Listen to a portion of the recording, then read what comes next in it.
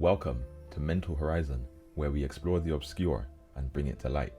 I talk about self-discovery, mastery, expression, and anything else that helps to discover clarity, purpose, and fulfillment. I am Montell, the host and your guide to define new standards of being and go beyond the mental horizon. Let's go. So in this episode, I'm going to share a presentation, which is my personal research project as part of my Reiki master course. I chose the topic of synchronicity because it's something that everyone will experience at some point in life, and they may have difficulty understanding it. It's certainly something that I've had challenges with in my life, trying to quantify and understand it. So this was the perfect opportunity for me to actually go deeper into the topic and see what insights come to the surface. I spent a few weeks on this project, and it was originally meant to be a 20-minute session. However, it did go over a little bit, as you might be able to tell, but there was so much information around the topic as I went into it, it was hard to leave anything out. What I will do though is the handouts that were part of the session. I will leave the link in the description where you'll be able to access some of that for yourself to read in your own time. I do want to make you aware as well, there's a small section near the beginning, and I think there's a section towards the end where there's some harsh feedback on the microphone, but it doesn't last long. So I'm just making you aware just in case you're wearing earphones. I ask now that you like the video and subscribe to help the channel to grow. Don't forget to follow Mental Horizon on Instagram. Lastly, I invite you to share your thoughts on the topic, or if you have any questions for me regarding the topic or the presentation itself, let me know in the comment section. Until next time, I leave you with peace of mind and an open heart. Yeah, we good. Right, all ready? Yeah, let's go.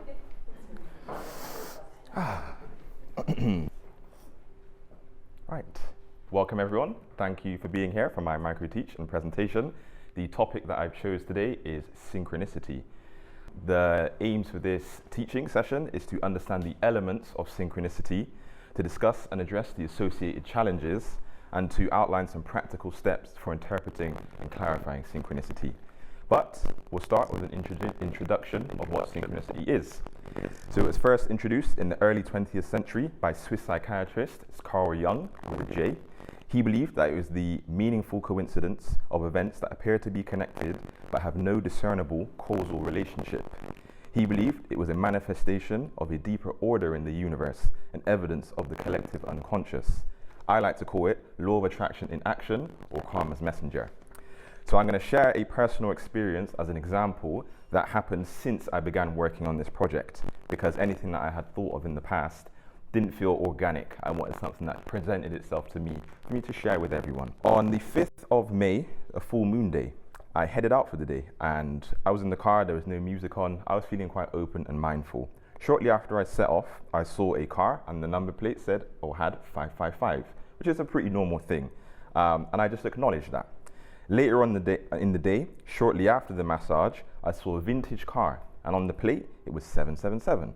And then within moments, I see a taxi, and the badge is 4440. And then I thought about going out for food, and then on the following car, I saw a number plate, and it was 666 in bold. In that moment, I felt inclined to note it as a synchronicity example for this session. It presented itself to me. And then I had an afternoon nap in my office, and when I woke, I was thinking about food and resisting temptations of takeaways. I even reached out to someone, and they said they were unavailable. So I took a disciplined drive home, and as soon as I got to the road before my home, I saw 555 on a car again. To me, fives represent change, so perhaps a day of change, but I don't overthink it. So the following day, I went through that zone where those three prominent synchronicities happened. And when I entered that area where I experienced the previous day's synchronicities, I saw 888 on a car on my way to the destination that I was going to. And then on my way back from that same destination, I saw 888 on a different car within that same geographical location. So if I was to have an experience like that 5 years ago, I would have probably been scared, I would have questioned my sanity, and now that's a pretty normal thing to happen in my life. I kind of began to notice them like they were introduced into my life by a higher power. I recognized some coincidence in the past, but I would have never described it as synchronicity. And I wondered, who's creating it? Is it being co-created? What is being communicated? Is it a language, energy, or both? And I used to try and write down these numbers and quantify them, but I never really got anywhere with it. So for me, this is an interesting topic to explore because it has relevance to fields such as psychology, spirituality, and quantum physics. It can encourage expansion when you're balancing aspects of the self, and it can also confirm intuitive perceptions that are beyond chance and coincidence. So now we're going to discuss some of the elements that come together to make the experience of synchronicity. Firstly, we'll begin by distinguishing the difference between a coincidence and chance event. So a chance event is an event that occurs purely by chance or probability with no meaningful connection or correlation to other events. For example, if you flip a coin and it lands heads up, that's a chance event. That has no particular meaning or connection to other events. A coincidence, however, is an event that seems to have a meaningful connection or correlation, even though there not be a clear causal relationship between the two events. For example, you happen to see someone that you haven't seen in years while on holiday in a different country. That might be seen as a coincidence. In short, a chance event is by chance and probability. A coincidence involves a perceived connection or correlation between events. So now I'm going to build from that example and illustrate an event that could be considered a synchronicity. It's always subjective. So not only do you see someone you know on holiday, you also learn that you sat in the same seat on different flights. You also have the same room numbers in different hotels, and you also realize the individual purpose for taking that trip is energetically similar, having connected with that person, despite having no awareness or conscious communication. So with that, you can see that observation and participation are key aspects for an event to be classed as a synchronicity. So now we'll discuss some of the elements that determine a causal relationship in an event. And in the mentioned example, you'll see that there were word and number elements. So what I will do now is ask you, what are some of the elements that would make a synchronicity? So in that example, there were word and number. What are the other objects that can manifest that someone might interpret as synchronicity? Any suggestions? Time? Like the... It's the time that you're in, you're living in. Yeah, that could be, yeah, absolutely. Any others? Music. Music, yeah, of course. I'll suggest some here to give you some hints. The geographical location, people, the theme and context, music, emotional resonance, the unlikelihood might make it a synchronicity, and also the significance. But again, it can be anything from the observable field. There's not really any wrong answers. But there's another layer to it. And what I will say now, there's the mediums of perception and ways of interpreting synchronicity. So by that, I'll give an example. Let's say someone intends to let go of a limiting belief, and then shortly after, they may see the numbers 888, a representation of infinity communicated through the medium of numerology. So now I'll ask you, what are the different types of mediums of interpretation that someone might perceive as synchronistic event? Do you mean like dreaming? What do you mean by? So when I say the mediums of interpretation, so it could be numerology or astrological awareness. There are different mediums that you might, or schools of discipline, you might see a Reiki symbol somewhere and you would call that a synchronicity. So what are some other disciplines or schools of practices or ways of seeing the world that might open up more synchronicity? So like angel cards? Yeah, exactly. Yeah, so like archetypes, that type of thing, yeah? Spellcasting, I guess? Yeah, that could be, absolutely. Tea leaves. Tea leaves, exactly, yeah. So again, there's not really any wrong answers. I have in here your personal belief system, your own patterns that you're willing to recognize, your cultural beliefs, your collective beliefs, psychological models, religion, celestial and galactic knowledge, Norse mythology, any of these types of ways of interpreting the world, the symbology, they are mediums of interpretation. So again, they're anything from the observable field layered with the field of study or discipline. It's non-material and semantic in nature. So with this in mind, take this example of how these elements interconnect and what they could look like. So someone may set an intention of a new beginning, and then on a new moon, they may see someone wearing a t-shirt with a picture of the Tarot Fool archetype at 11:11 a.m. So I could say that experience is perceived as a synchronicity delivered and interpreted through the medium of astrological awareness, tarot archetypes, and numerology. So with this in mind, we'll move on to how synchronicity can help us. But before that, I do have a handout for you. Here we go, split this between you guys. And there will be a second one coming as well. as we sort that out, I will talk about how synchronicity can help us to make important decisions and gain insight into ourselves and the world around us. So the human brain is wired to recognize patterns for sound, language, and behavior. With that in mind, synchronicity could be seen as a recognition of a pattern within consciousness, individually or collectively. And there are infinite ways you can receive these experiences. If you're focused on a particular goal in your life, synchronicity can guide you to make important decisions and gain insight to yourself and the world around you. And if you can perceive and interpret these patterns, you can simplify your life, by creating harmonious patterns. It's like a point of convergence between levels of awareness that creates an absolute pattern for the present space-time observer.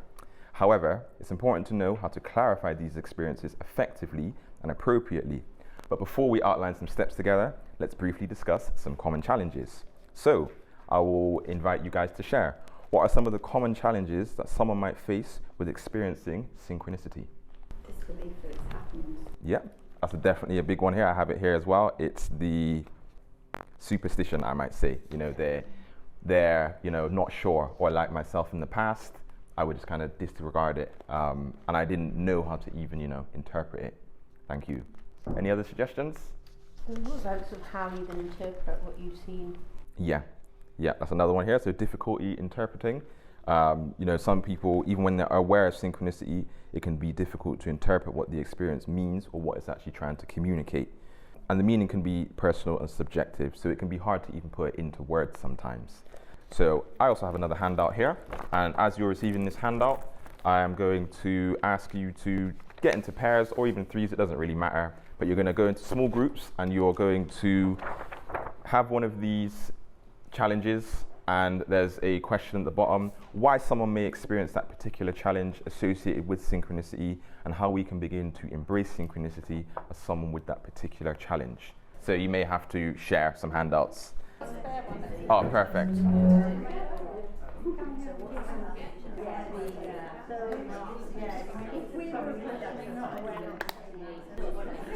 Right, can we bring it back in now? Can we come back into the circle, please? And we will feed back some of the suggestions. Great. So, how did you find that, just in general? Any ideas come to mind? Does anyone like to share what came to mind for them? Any suggestions? Or why someone might experience that challenge, for the challenge that you chose? Got some bits. So we added another one which wasn't on there, which is wishful thinking. So that's a good one. People that think that everything is a message. Yeah. And they might be missing the message because everything's a message. Exactly. So wishful thinking. And then to address the challenges, we kind of came up with something that would address a lot of these issues. And that is to keep track and journal what is actually happening in your life, so that you're able to look at it and see the patterns, be aware of it, and then believe it, because you can see it playing out and find the meaning. Excellent suggestion, thank you. Any other suggestions or feedback? Something that we got was everything's very subjective to the lens with which you view something, depending on the point in your life. So, perhaps the example we thought was if you're in a place where you're not kind of owning yourself and you're externalising, you might see something that you then reflect onto someone else in a part of your life, and it might actually take you in a direction that's less positive because of the way you've chosen to view it, kind of thing. Yeah, thank you. Excellent. Well, from this process as well, I went through this myself, and the learning outcomes that I took from this as well was not all synchronicities need to be clarified. Sometimes it's highlighting a path to take or not, and perception and receptivity is essential to make use of the experience. So with that said, now let's see how we can begin to clarify and interpret synchronicity. So when you're attempting to clarify and interpret synchronicity, there are some parameters to consider. So what I have here is another handout. I brought spare plastic wallets in case you wouldn't have enough. So the first one, this is something that I just came up intuitively myself. Firstly, consider the contextual elements. Look at the circumstances surrounding the event, including where it occurred, what was happening, and the medium of delivery. This can provide important clues to what's happening. The significance, does it have significance or connected to something unrelated? Your mental state, scan your mind and assess your thoughts and the vibration of your thoughts. Are you attracting that situation perhaps? Your feelings as well, was there an emotional response as the synchronicity happened? your balance and alignment. Did you feel in balance when that happened, or does it feel like an invitation to find your balance again? Another thing that helps me as well is a flexible interpretation, because a synchronicity may have multiple layers of meaning, and that can deepen as time unfolds. So having a dynamic perception, not being attached to what that message is at your current present time, will help form the necessary interpretation. And ultimately, if you can trust your intuition, that'll help you interpret a synchronistic event, because it's often through personal experience. But if all else fails, like when I'm in the car and I'm driving, the simple thing for me is, what am I thinking, what am I doing, and what's my state of being? That's just a simple thing to turn to. But this list here, you can actually intuitively adapt and make it your own. So now I'm going to briefly touch on some pitfalls, particularly related to interpreting, clarification, and seeking. Another handout. Well, sorry, I've got so much to give today. Sorry, I'm not sorry. I just love you guys so much. So, some of the potential pitfalls of overanalyzing or misinterpreting synchronistic events is confirmation bias. So, overanalyzing and misinterpreting synchronistic events can lead to confirmation bias, where you only interpret events that confirm your beliefs. And that can again lead to further closing the mind and limit the ability to see other possibilities. Of course, there's obsession, getting obsessed with these numbers and symbols and things where you can lose yourself. And that will lead to seeing patterns where there are none, because again, humans are wired to recognize patterns. And we try and make sense of things, but sometimes our minds can actually create patterns for things that don't exist. And this can lead to false conclusions and beliefs. Sometimes you can miss the bigger picture, you can miscommunicate with others, you might also miss out on real world events. Some of these I've actually experienced in varying degrees. Paranoia, when you're overanalyzing, it can also lead to feelings of paranoia, because you might think there's something out conspiring against you. And in extreme cases, delusion, where if you're overanalyzing, you can, disconnect from reality and create this image of something going on where there isn't. And these are things that are important to be aware of due to the potential effect it could have if you leave it unchecked. And this is why I think it's important to make you aware, because awareness is always an advantage rather than being unaware and always focusing on the good aspects of things. These pitfalls are things that I've personally experienced, and it's good to at least be aware. So when it does happen, or you may notice it in your life, you can turn to this and say, this is a pitfall that I might be approaching. So now I'm going to suggest some ways that can specifically support you to interpret with more clarity. Another handout. The gift that keeps on giving. So, we all know synchronicity will inevitably occur in our lives, and it's important to make sure that when it does happen, we are primed and ready to make the most of the experience. There are some essential skills and abilities that can be accessed, practiced, and exercised, which can support you to be open to be receptive and make effective use. So with your intention, so not particularly an action, set clear intentions. If you can focus your thoughts and your energy on your goals and desires, this can create a receptive state for synchronicities to occur. Gratitude will heighten your ability to be receptive for expansive experiences.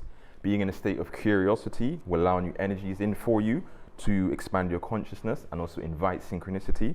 Being grounded will help you to trust how you perceive the event, especially the more obscure and confusing experiences. And also the grounding will help where, if you're not sure, you can just let it go. There's no need to, seek something where it is not. You are comfortable as yourself. Trusting and surrender, of course. You can detach from your personal desires and goals. Persistent progression. This is something that's came to me. You might be invited to explore a new discipline, like Reiki, for example, and this will broaden and deepen how you can receive and interpret synchronistic events. You might be invited to align whatever discipline calls out to you, and then you can see how your intentions actually align with the disciplines and what you're choosing in your life. It's just like having different glasses and different lens of being able to see the world. Some practical suggestions. Meditation, consistent deliberate practice will harmonize your brain hemispheres and enable you to be in the flow. Mindfulness will help you to be present and open to perceive synchronicity. Like in my example, I was driving with no music on and these things just happen. Whereas if I'm listening to music, I might be fixated on the audible sound that I can hear. So I'm not presently aware of my world around me. Journaling, as mentioned, It will help with theme and pattern recognition and signs and symbols. And if you journal and you might write in code perhaps, you might see these signs and symbols manifest in your life. And that is a way of directly communicating with the universe. Seeking new experiences will help, because if you're engrossed in familiar patterns, when new patterns are trying to come in, it might be difficult to actually observe them. It can obscure the presence of synchronicity. And creativity and play. When you're in a creative and playful state, like a young person, like a child, it can increase the likelihood of spontaneous happenings. The above suggestions not only enhance your receptivity to synchronicity, but also support you to be in a state of mental clarity, so you have heightened awareness, perception and processing, emotional balance, because that will encourage connection and resonance, and spiritual harmony, which will bring alignment between your beliefs, values and purpose. And again, those three states of being can be associated with thinking, doing and being. So to summarize what we've talked about so far, synchronicity is a guide to strengthen your relationship with yourself and others and the universe as a whole. It can be very personal and isn't always supposed to be shared. But some key learning points, and some I've mentioned, there's no need to seek it. You can invite it to guide you. Receptivity and interpretation is essential, of course. It's a space to recognize your alignment and an opportunity to align. And this one I think is interesting. It is the effect of a cause, and it could also be the cause of an effect. And as you notice, it's an infinite loop that keeps going on forever. Cause and effect, they're both the same thing, interconnected. So I have one more handout because it's Christmas. This is a 2-sheet handout, so you'll have 2 sheets that you need to take. So I wrote this before I did any of the teaching session. I don't know why this just came through. So imagine our manifest universe as a dynamic field of energy. The physical self and corresponding mind experiences the field or universe through the concept of chronological time, a time-space reality with physical laws and constants like the speed of light. From within the field, the experience looks as if you're going through moments stacked and organized in a consequential chronological experience. However, on this journey, as we strengthen our connection to the spiritual self, we must integrate and ground the polarizing perspective. So the spiritual self is operating from space-time reality. From that aspect of being, it observes the field from the time-space perspective, but also the space-time perspective. What is the space-time perspective, you might ask? Well, we all know and understand how things work from within the field. We live in it.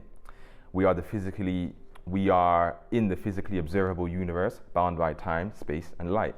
However, the spiritual self, the soul, the higher self, you might say, is not only present with the physical aspect of self. The spiritual self has the ability to access and perceive the field as the dynamic energy that it is. The spiritual self recognizes laws and rules that govern how energy is organized within this particular field. The distinguishing aspect is that it is not bound by any condition whatsoever, and never has been. The relative constraints of time, space, and light are instruments for its creation. The spiritual self can travel anywhere within the field, or it can leave the local field to visit another field for any purpose. It can also be in multiple locations at once. Remember, energy moves at the speed of thought and can shine any aspect of its being to whatever space, wherever, time, and wherever it needs to be or observe, consciousness. So when you're in a receptive state, like during meditation or daydreaming, it's common to receive intuitive flashes of what your spiritual self is doing non-locally. The spiritual self is always working to absolve the limitations of the physical self. And the role of the physical self is to surrender and observe to what the spiritual self can do. For example, one may have a particular problem whereby the linear space-time reality perspective, there's no apparent solution. To resolve the challenge, the person may state a clarified intention, desire, or cause, and then the spiritual self will travel to a time-space within the relative field or to a totally different field, and then the spiritual self will return once the solution is discovered, and intelligent energy, or God or the universe, will then organize and prepare to manifest the effect at all vibrations within the sphere. So for the time-space observer, the physical self experiences that manifestation at the vibration that they are able to meet it at, in whatever form is appropriate. whether that is the full experience that it was desired or intended for, or insight that guides towards the next step, or possibly mitigates the need for the particular intention or desire. So what has this got to do with synchronicity, you might ask? Now imagine this happening for all of your intentions and desires in every moment, in every time and space. It's a chaotic mess, but the infinite intelligence or the universe organizes everything with divine finesse and precision. It keeps the time, space, physical self updated of intentions and desires it had previously set through a synchronicity that resonates with or symbolizes to the conscious or unconscious desire. We work with our own and others' higher self and the creator, and those aspects observe us and send us the relevant information to recognize or align with a particular energy or frequency. Synchronicity is a portal through consciousness to another reality by higher consciousness opening the door. If the universe is an ocean of energy and you are the surfer, a synchronicity could be seen as the breaking point for a wave of energy that you're entangled with. The formation and dance of energies is not always apparent to the physical self in time-space. Intentions, desires, and causes manifest effortlessly when you're in alignment. With this in mind, it brings a sense of relief, because life is not for us to organize how and when things happen, but to align to our highest purpose and surf the energy to and through the destination. So be receptive and be prepared to seize the opportunities. So when you are presented with a synchronicity or a wave, you're ready to catch the momentum of energy.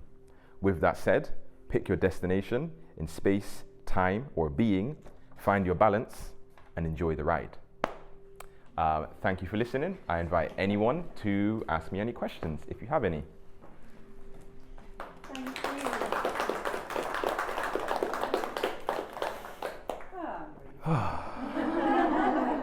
Whew. When did you first sense that synchronicity the very first time? The first time would have been before I woke up and things were calling out to me, and they were calling out to me but with energy, but I didn't really understand that. And then I had a profound experience, and then after that, and I would start seeing numbers, which again I didn't really understand at the time, but I tried to, interpret and quantify it, but it gets to the point where I had to just kind of honor it, just connect with the energy and not fixate on it too much, because the kind of mind that I have, I would. But yeah, I think I first experienced it shortly before I kind of became self-aware, you might say. Do you ever notice that you're in a particular headspace, or you feel a certain way when these things happen? Usually just generally mindful. If I'm in an open receptive state, again, it's just, they're always happening. The universe is always communicating with us, but sometimes we willingly or unwillingly close off. So, being light in the energy and opening up enables me to, see and notice these things. It can be in any moment, or even like we notice in the time, or when people say things and they might not know, but to me, that's a synchronicity. Do you ever ask for those kind of days to come along? Yeah, definitely. I would say my life is one long synchronicity now. But again, to me, I just surf the wave to and through all the destinations, and it's just seamlessly going through my life now. There were times, I don't think I addressed it actually, uncomfortable synchronicities. I'll share an example of one of my friends who was having like relationship issues, and he was trying to like get away from the problem. And the person that he had an issue with, when he was going to go on holiday, he saw them on the plane. I thought, that's a synchronicity, but it's a pretty uncomfortable one. Yeah. And it's like, so what do you do in that situation? You might, get upset and say, oh, I'm trying to run away. No, this is your invitation to say you can't run away from your problems. You've got to face it. So, yeah, synchronicity, I invite them, but I've now created more harmonious patterns. So the bad patterns, sometimes they come around, or the uncomfortable ones, sometimes it's like, oh, I understand. And of course you heed the message. But most of the time, it's pretty uplifting. It's always reminding me, I'm in alignment. And if I'm not in alignment, I'm being invited to get into alignment. So it's a win-win in the end, right? Any other questions? Information overload? Yeah, Yeah, of course. Do you think when that happens to you, do you see that as something you're just supposed to notice and feel safe about, or do you see it as, oh, that means I'm supposed to do this now? It's a complicated one because, as mentioned, not all of them need to be clarified. Some of them don't need action. Quite often it's intentional. Our actions are almost, in my opinion, quite predetermined. So often it's just energy communicating. So for me, it's just usually realigning my energy or, just seeing what is hinting to me. And that clarification checklist helps me. If I'll notice my mental state, my emotional state, or what I'm actually doing, and that will highlight to me what I might need to do to get in alignment or stay in alignment. But sometimes it just happens and I don't have to do anything. It's just enjoy the show. Do you do that thing where maybe a few days later or a week later you'll go, oh, I know what that was about now? Yeah. Now I know. Yeah. Again, sometimes you're given that hint, you're given an update, the karma's messenger. You're given an update of an intention or a desire, but that's it. There's nothing more. And then shortly after, you might understand what that synchronicity was. Is that, I always find those things kind of happen when you are really, really being mindful and really just present in the moment. And then that's when those lovely little synchronicities. Yeah, it's especially powerful when others recognize it as well. Because again, it just kind of just goes to show we all notice it. We all notice it in our own unique ways. And sometimes it's especially exciting when two people notice the same synchronicity, because again, it just reminds of our co-creative abilities that we all have. And it's hard to even describe what it is, but it's a phenomenon that's very subjective, and I don't know. It's not in the realm of logic, I would say. No, but it's quite exciting, isn't it? Yeah. Mystical hinting at something. It's just. Yeah, it makes life quite enchanted in a way, and adds a level of magic. And again, I'm always receiving information through all of the different mediums of interpretation. So to me, it's just I don't know, I'm just receiving information that I can actually action, or I might be receiving information for someone that they may not be aware of, but I can actually make use of because I am able to interpret subtle information, essentially. But it just depends, really. It's, unique. Thank you. Thank you all. Sorry about all the handouts. Thank you for sharing with us. Oh, jeez. All information as a backup. That's all right. It's my contribution, my offering